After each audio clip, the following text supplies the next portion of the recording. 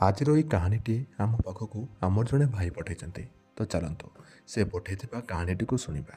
କିନ୍ତୁ ତା ପୂର୍ବରୁ ଯଦି ଆପଣମାନେ ଆମ ଟେଲିଗ୍ରାମ ଚ୍ୟାନେଲରେ ଜଏନ୍ ହୋଇନାହାନ୍ତି ତାହେଲେ ଟେଲିଗ୍ରାମକୁ ଯାଇ ସର୍ଚ୍ଚ କରନ୍ତୁ ଓଡ଼ିଆ ଷ୍ଟୋରି ଅଙ୍କିତ, ଆଉ ଯାଇକି ଜଏନ୍ ହୁଅନ୍ତୁ। ସେଠି ମୁଁ ଆପଣମାନଙ୍କ ପାଇଁ ବହୁତ ସୁନ୍ଦର ସୁନ୍ଦର ଭିଡ଼ିଓ ଫଟୋ ନେଇ ଆସୁଛି।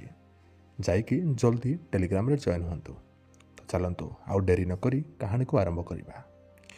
ମୋର ସମସ୍ତ ପାଠକ ପାଠିକାମାନଙ୍କୁ ମୋର ପ୍ରଣାମ। ମୁଁ ଅନିକେଶ।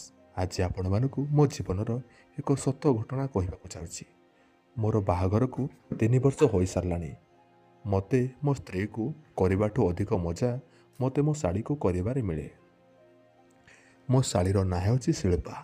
ମୋ ସ୍ତ୍ରୀ ରାଣ ଖାଇ କହୁଛି ସେ କୌଣସି ଏକ ପରୀଠୁ କମ୍ ସୁନ୍ଦର ଲାଗେ ନାହିଁ। ମୁଁ ତାକୁ ବହୁତ ଭଲ ପାଏ, ଏକଥା ସତ। ତା'ର ଗାତ କିମ୍ବା ଅନ୍ୟ କୌଣସି ଜିନିଷ ପାଇଁ ନୁହେଁ। ଚାଲନ୍ତୁ ମୁଁ ଆପଣଙ୍କୁ କହିବି ମୋ ସମ୍ବନ୍ଧ କେମିତି ଗଢ଼ି ଉଠିଥିଲା ତା ସହିତ। ଏହି ଘଟଣା 6 ମାସ ତଳର। ସେତେବେଳେ ବି ଆମର ନୂଆ ଘର ଉଦ୍ଘାଟନ ଥିଲା। ସମସ୍ତେ ଆସିଥିଲେ। ଶିଳ୍ପା ବି ଆମ ଘରକୁ ଆସିଥିଲା ଏବଂ କିଛି ଦିନ ପାଇଁ ସେ ବି ରହିବାର ଯୋଜନା ଥିଲା। ମୁଁ ମୋ ସ୍ତ୍ରୀ ଓ ଶିଳ୍ପା ବସି ଏମିତି ବେଳେବେଳେ କଥା ହେଉ। ସେଥିପାଇଁ ଆମ 3 ଜଣଙ୍କ ମଧ୍ୟରେ ଭଲ ବୁଝାମଣା ଥିଲା। ଏଣୁ ଆମେ ବସି ବିନା ଦ୍ୱିଧାରେ ବସି କଥା ହୋଇପାରୁଥିଲୁ। ମୁଁ ଜାଣିଥିଲି ଶିଳ୍ପାର କେହି ପ୍ରେମିକ ନାହାନ୍ତି, ଆଉ ସେ ଭଲ ଝିଅ। ତେଣୁ ମୁଁ କେବେ ବି ତା ବିଷୟରେ କୌଣସି ଖରାପ ଭାବନା ମନରେ ମୋର ଆସିନାହିଁ। ଗୋଟେ ଦିନ ଶିଳ୍ପା ଗାଧୋଇ ସାରି ଗାଧୁଆ ଘରୁ ଆସୁଥିଲା। ଆମ ରୋଷେଇ ଘରୁ ଗାଧୁଆ ଘର କବାଟ ଦେଖାଯାଏ। ମୁଁ ସେଇପଟକୁ ମୁହଁ କରି ପରିବା କାଟୁଥିଲି। ସେହି ସମୟରେ ସେ ବାହାରକୁ ଆସିଲା, କାରଣ ସେ ବାହାରେ କପଡ଼ା ରଖିଥିଲା। ସେତେବେଳେ ସେ କେବଳ ଗୋଟେ ଟାୱେଲ ପିନ୍ଧିଥିଲା। ସେ ତା କପଡ଼ାକୁ ଚେୟାର ଉପରେ ରଖିଥିଲା। ସେ ଯେମିତି ତା କପଡ଼ା ଉଠାଇବା ପାଇଁ ନଇଁଛି, ତା'ର ଟାୱେଲ ଖରିଗଲା। ଆଉ ମୁଁ ସେସବୁ ଦେଖିନେଲି। ତା'ର ଛାତି ବହୁତ ବଡ଼ ଥିଲା, ଆଉ ଛାତି ଉପରେ ଛୋଟ କଳା ରଙ୍ଗର ଭଣ୍ଡି ଥିଲା, ଯାହା ବହୁତ ସୁନ୍ଦର ଲାଗୁଥିଲା। ତା'ର ଦେହ ମୋତେ ମଦହସ କରିଦେଉଥିଲା, ଆଉ ତା'ର ପଛ କଖାରୁ ଏକଦମ ମସ୍ତ, ଏକଦମ ଗୋଲ ଥିଲା।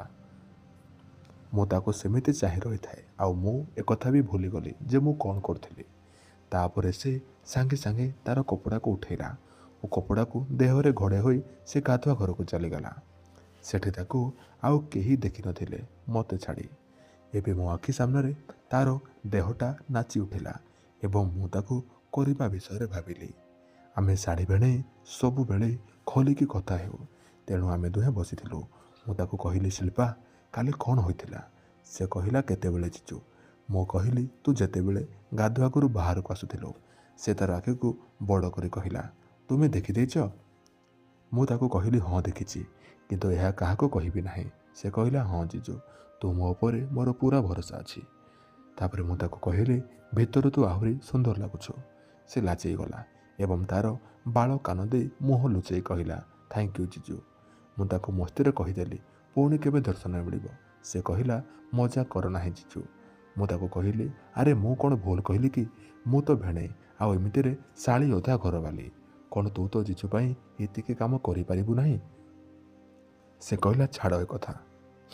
ଏବେ ଶିଳ୍ପା ମୋ ସହ ଆହୁରି ବେଶୀ କ୍ଲୋଜ୍ ହୋଇସାରିଥିଲା, ଆଉ ଏହାର ଫାଇଦା ମୁଁ ନେବାକୁ ଚାହୁଁଥିଲି। ତାକୁ ମୋ ସହିତ ଟିକେ କରାକରି ହେବା ପାଇଁ ମଜବୁର କରିବାକୁ ଚାହୁଁଥିଲି। ମୁଁ ବହୁତ ଯୋଜନା ଭାବିଲି, କିନ୍ତୁ କୌଣସି ଯୋଜନା ମୋତେ ଠିକ୍ ଲାଗିଲା ନାହିଁ। ଗୋଟେ ଦିନ ମୁଁ ଛାତ ଉପରେ ବୁଲୁଥିଲି। ମୋତେ ଆଉ ଜଣେ ଆସିବାର ଶବ୍ଦ ଶୁଭିଲା। ମୁଁ ଲୁଚିକି ଦେଖିଲି ଶିଳ୍ପା ଛାତ ଉପରକୁ ଆସୁଛି। ମୋ ମୁଣ୍ଡରେ ଗୋଟେ ଯୋଜନା ଆସିଲା ଏବଂ ମୁଁ ମୋବାଇଲରେ ଗୋଟେ ଖରାପ ଭିଡ଼ିଓ ଲଗାଇ ଗୋଟେ କୋଣରେ ବସିଗଲି। ମୁଁ ଜାଣିଥିଲି ଶିଳ୍ପା ମୋ ପାଖକୁ ଆସିବ, ଆଉ ମୁଁ ସେତେବେଳେ ମୋବାଇଲକୁ ଲୁଚେଇ ଦେବି, ଆଉ ସେ ନିଶ୍ଚୟ ଜାଣିବା ପାଇଁ ଚେଷ୍ଟା କରିବ ମୁଁ କ'ଣ କରୁଥିଲି ଆଉ କ'ଣ ଦେଖୁଥିଲି। ଆଉ ସେମିତି ମଧ୍ୟ ହେଲା। ପ୍ରଥମେ ମୁଁ ତାକୁ ମୋ ପାଖକୁ ଆସିବା ପାଇଁ ଦେଲି, ଆଉ ସେତେବେଳେ ମୋ ପାଖରେ ଆସି ସେ ପହଞ୍ଚିଗଲା। ମୁଁ ସାଙ୍ଗେ ସାଙ୍ଗେ ମୋବାଇଲକୁ ବନ୍ଦ କରିଦେଲି ଏବଂ ଲୁଚେଇବାକୁ ଲାଗିଲି।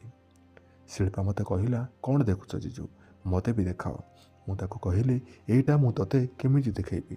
ସେ କହିଲା, ନା ମୋତେ ଦେଖାଅ, ମୁଁ ଦେଖିବାକୁ ଚାହୁଁଛି। ମୁଁ କହିଲି, ଠିକ୍ ଅଛି, କିନ୍ତୁ ଦେଖି ସାରିଲା ପରେ ତୋ ଦିଦିକୁ କହିବୁ ନାହିଁ ଜିଜୁ ଏସବୁ ଦେଖୁଛନ୍ତି ବୋଲି। ସେ କହିଲା, ଠିକ୍ ଅଛି। ଆଉ ମୁଁ ମୋ ମୋବାଇଲ ଚାଲୁ କରିଦେଲି। ସେ କହିଲା, ଜିଜୁ ତୁମେ ଏସବୁ ଦେଖୁଛ? ମୁଁ କହିଲି, ହଁ, ଏଥିରେ ଭୁଲ କ'ଣ ଅଛି? ସେ କହିଲା, ମାନେ ଏହାକୁ ଦେଖିଲେ କିଛି ଭୁଲ ନୁହେଁ? ମୁଁ କହିଲି, ନା।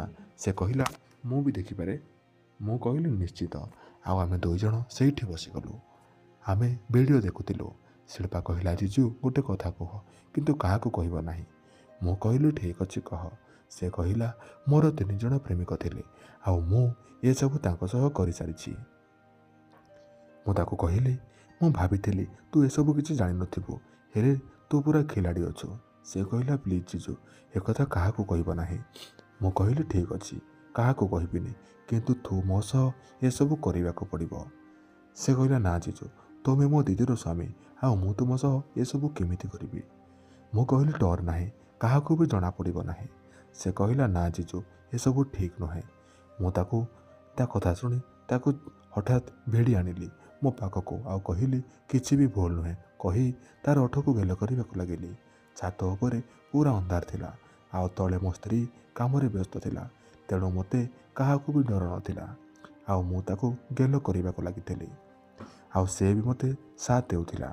ମୋ ମନରେ ଲଡ଼ୁ ଫୁଟୁଥିଲା। ତାପରେ ମୁଁ ତାର କପଡ଼ାକୁ ଉପରକୁ ଟେକି ତାର ଛାତିକୁ ଆସିଲି। କହିଲି, ଏତେ ବଡ଼ ବଡ଼ ତୁ କେମିତି କଲୁ? ତୋ ଦିଦିର ବି ଏମିତି ବଡ଼ ବଡ଼ କରିଦେ। ସେ କହିଲା, ଜିଜୁ, ଏଥିରେ ପରିଶ୍ରମ ଲାଗିଥାଏ, ନିଜର ବି ଆଉ ଅନ୍ୟମାନଙ୍କର ବି। ମୁଁ ବୁଝିଗଲି, ଝିଅ ବହୁତ ଚାଲୁଅଛି। ତାପରେ ମୁଁ ତାର ଛାତି ଉପରେ ମୁହଁ ରଖି ତା ଛାତିକୁ କାମୁଡ଼ିବାକୁ ଲାଗିଲି। ତାର ଛାତି ବହୁତ ସୁନ୍ଦର ଥିଲା, ଆଉ ତାର ଚାଟିବାରେ ଭାରି ମଜା ଆସୁଥିଲା। ସେ ହାଲକା ହାଲକା ଚିତ୍କାର କରିବାକୁ ଲାଗିଲା। ମୁଁ କହିଲି, ଚୁପ୍, ଯଦି କିଏ ଶୁଣିନିଏ, ମୁଁ କହିକି ପୁଣି ତାକୁ ଖାଇବାକୁ ଲାଗିଲି। ତାପରେ ମୁଁ ମୋର କପଡ଼ାକୁ ଓହ୍ଲେଇଲି, ଆଉ ମୁଁ ମୋର ବାଡ଼ିକୁ ବାହାର କରି କହିଲି, ନେ, ଏଇଟା ଏବେ କେବଳ ତୋର। ତାପରେ ସେ ମୋର ବାଡ଼ିକୁ ଧରି ପାଟିରେ ପୁରେଇ ଖାଇବାକୁ ଲାଗିଲା। ମୋତେ ଭାରି ବହୁତ ଭଲ ଲାଗୁଥାଏ। ମୁଁ ତାକୁ କହୁଥିଲି, ଆହୁରି ଭିତରକୁ ପୁରା। ସେ ଆହୁରି ଅଧିକା ତା ପାଟିରେ ପୁରେଇବାକୁ ଚେଷ୍ଟା କରୁଥିଲା। ଆମେ ଛାତ ଉପରେ ଥିଲୁ, ତେଣୁ ପୁରା କପଡ଼ା ଖୋଲି ପାରୁନଥିଲୁ। ସେଥିପାଇଁ ମୁଁ ତାର କପଡ଼ାକୁ ତଳକୁ କରି ତାର ସେ ବାଳୁଆ ଗାତକୁ ମିଲେଇଲି। ସେଠି ଅନ୍ଧାର ଥିଲା, କିଛି ଦେଖାଯାଉନଥିଲା। ସେଥିପାଇଁ ମୁଁ ତାର ବାଳୁଆ ଗାତକୁ ହାତରେ ଧରି ଇମାଜିନ୍ କରୁଥିଲି ତାର ଗାତ କେମିତି ହୋଇଥିବ, ଆଉ ଆଙ୍ଗୁଠି ପୁରେଇ ତାର ଗାତର ଗଭୀରତା ମାପିବାକୁ ଚେଷ୍ଟା କରୁଥିଲି। ସେ ପୁଣି ଥରେ ଶୀତସ୍ମାର କରିବାକୁ ଲାଗିଲା, ହେଲେ ମୁଁ ତାକୁ ଶାନ୍ତ କରିଦେଲି। ଏବେ ସେ ଶୋଇଥିଲା।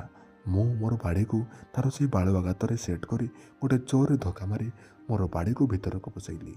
କିନ୍ତୁ ଏସବୁ କରିବା ପୂର୍ବରୁ ମୁଁ ତା ମୁହଁରେ ହାତ ଦେଇଥିଲି। ମୁଁ ତାକୁ ଲଗାତାର କରିବାରେ ଲାଗିଲି, ଆଉ ସେ ବି ମୋ ଠାରୁ ମଜା ନେଉଥାଏ।